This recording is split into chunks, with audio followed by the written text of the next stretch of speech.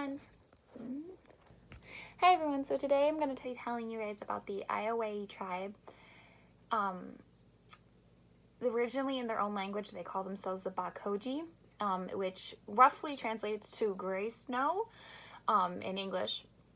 They were originally people of Iowa and southwestern Minnesota, but then in the 1800s they were forced out of their native lands to go to reservations which were located in Kansas, Nebraska, and Oklahoma, where many of them live today. They still call themselves the Ioways, but they kind of just, it's like the Ioway, Oklahoma, or things like that. That way they can still keep who they are as the Ioway tribe. There are a lot of different things that are important to them, but I think one of the most important things that they have is their storytelling. Their storytellings can be everything from myths, different variation on myths, and then it can also be just their stories of their families and their family culture. There's a lot of myths, and a lot of them that have variations, but I think the one that has the most variation and flexibility, I guess you could call it, is the story of Manawati. I still may be saying that wrong. I'm not 100% sure. I've looked it up, still not positive. He goes by things as world man, everywhere being, and there's a lot of things that he's known for, but the most common and the most cohesive throughout all the stories are his association with hunting, wealth, good luck, and knowledge and things like that. And the story that I felt like that I resonated the most with was just titled Manawati. And basically it's a fairly long story, but it teaches a lot of good lessons and morals throughout it. So we're gonna run through that real quick. So it starts out with, it focuses on one young man throughout the entire story. He starts out living in a village, and the chief's daughter is very interested in him. She wants to marry this man, and she tries a lot, but he very politely says, I'm sorry, I'm not interested. And this upsets the daughter. The daughter goes to the father, the chief, and the chief ends up exiling the young man simply because his daughter doesn't want to marry him. Simply because he doesn't want to marry the chief's daughter. How he gets rid of this young man, instead of killing him or finding a very mean way to kick him out, he asks an elder of the community to take the young man hunting and just, use it as a ruse, say, oh, I need your help hunting and fishing, can you come with? And so they go out on their canoe, and the old man refers to the young man as grandson, and he says, grandson, hop ashore, I'll throw you the line, tie the boat so I can get out easily. The young man, being a very good person, does this with no hesitations and no questions asked. When he hops out, though, the old man takes off and leaves the young man on the land. Doesn't come back. While the young man is sitting there hoping and waiting for the older man to return and to come back, he discovers a wigwam. In front of this wigwam, there's a fire, and there's deer ribs roasting on a spit in front of the fire.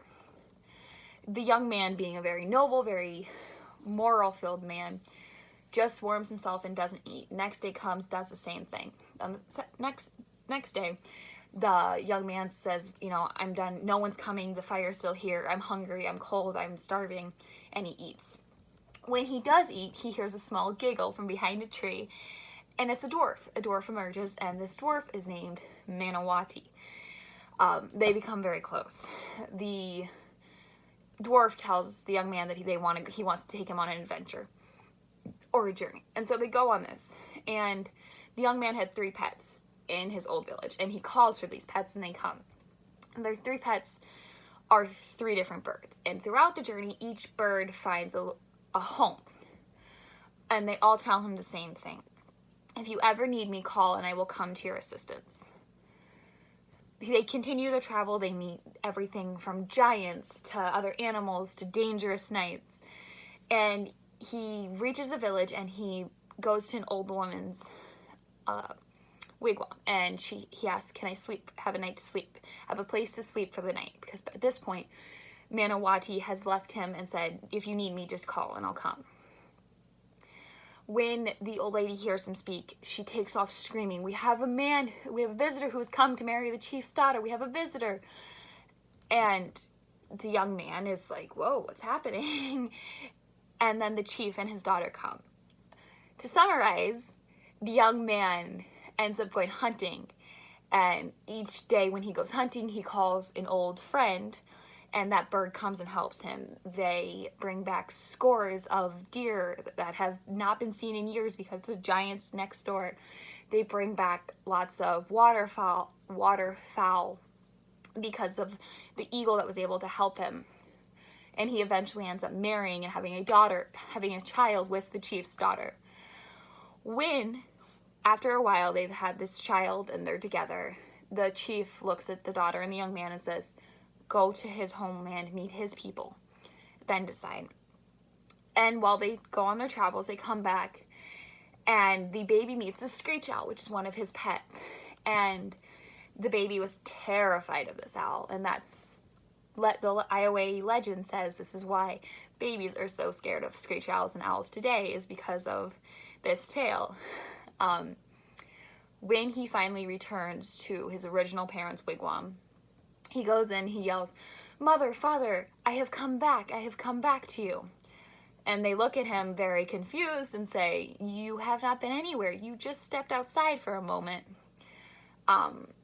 We come to find out that when the young man went missing, instead of searching for him or trying to find out what happened, the parents just simply adopted another boy, another boy, and put it off to, this is our kid now. Forget the first one. And then it ends up by the young man explaining, no, it is me. Grandfather took me away on a boat and he left me on there. I found a wife. I have come to my camp and we can eat and we can be happy and we can feast. And it ends by telling us that the young man, the chief's daughter, their baby, and the young man's parents were all feasting on the island he got left on at the camp, and they're happy. I think for me, the reason I resonated so tightly was because of the story. And then for myself, the story I kind of came up with is I made myself kind of the central focus of it to make it just a little easier and more understandable. And so basically, because growing up in a really small Iowa town, everyone knows everyone, which I mean literally everyone knows everyone. You know everyone's business. And so many families with, especially farming families, are very a tightly knit community. In this community, many times people go hunting together and spend time together. And because of this, my brother Jamie and I met an old man named Dave. Dave was an old man, no kids, no wife, kind of lived on his own, only came out once in a while, but we found out he ran trap lines. We found this super interesting. We had known what traps were, but we never knew anything more than that. And so the more that we wanted to get interested in it, the more that Dave would reach out and he would tell us things. We learned so much from him. We learned how to do things, what bait to use, how to make sure the animal doesn't suffer, when to check it, where are good spots to put all of that. I think of Dave as our Manawati because he's an older man. He doesn't have a lot monetary to give, but he's willing to give everything in terms of knowledge and in that term of wealth to two kids who didn't know a thing and just wanted to know things.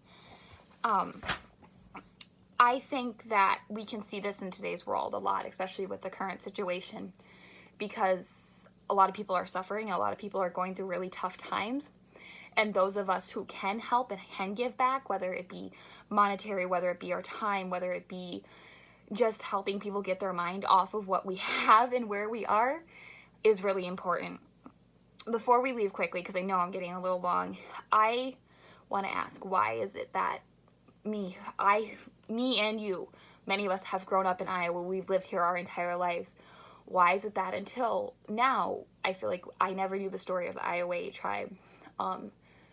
I just want to know why they're such a prevalent thing in the area. Like, they name cities.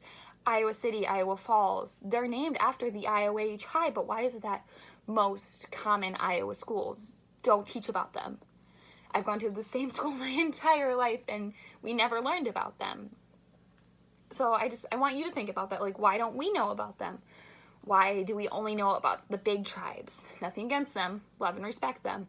But why is it that the smaller tribes that made us and made our lands and made our homes and our communities, why don't we know about them?